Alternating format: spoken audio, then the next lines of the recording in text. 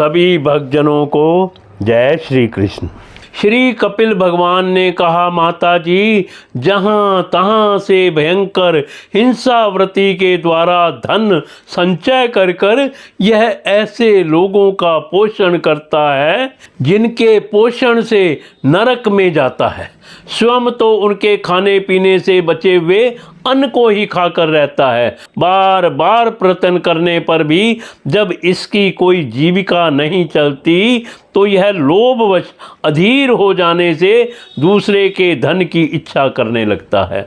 जब मंद भाग्य के कारण इसका कोई प्रयत्न नहीं चलता और यह मंद बुद्धि धनहीन होकर कुटुंब के भरण पोषण में असमर्थ हो जाता है, तब अत्यंत दीन और चिंतातुर होकर लंबी लंबी सांसें छोड़ने लगता है।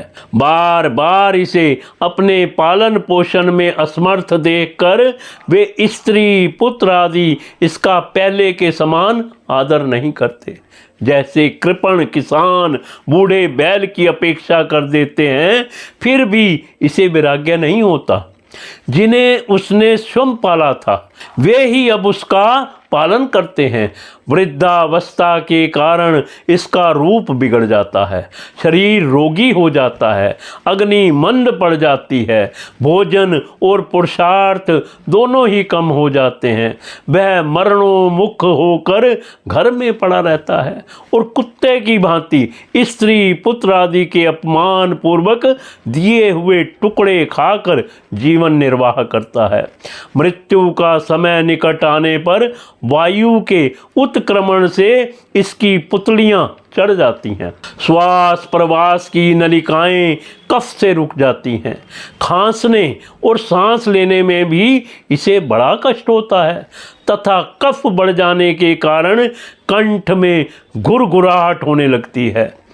यह अपने शोकातुर बंधु बांधवों से घिरा हुआ पड़ा रहता है और मृत्यु पाश के वशीभूत हो जाने से उनके बुलाने पर भी नहीं बोल सकता है। इस प्रकार जो मूढ़ पुरुष इंद्रियों को ना जीतकर निरंतर कुटुंब पोषण में ही लगा रहता है, वह रोते हुए स्वजनों के बीच अत्यंत वेदना से अचेत होकर मृत्यु को प्राप्त होता है।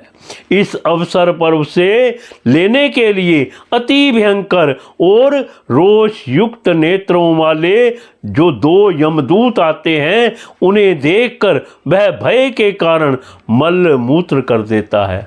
वे यमदूत उसे यातना देह में डाल देते हैं और फिर जिस प्रकार सिपाही किसी अपराधी को ले जाते हैं, उसी प्रकार उसके गले में रस्सी बांधकर बरात यमलोक की लंबी यात्रा में उसे ले जाते हैं।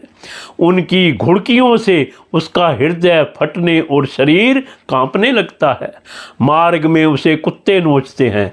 उस समय अपने पापों को याद करके वह व्याकुल हो उठता है। माता जी, भूख प्यास उसे बेचैन कर देती है तथा धाम दावानल और लुओं से वह तप जाता है।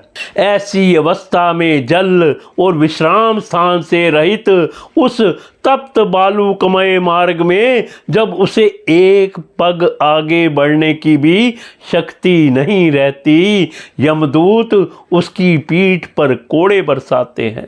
तब बड़े कष्ट से उसे चलना ही पड़ता है।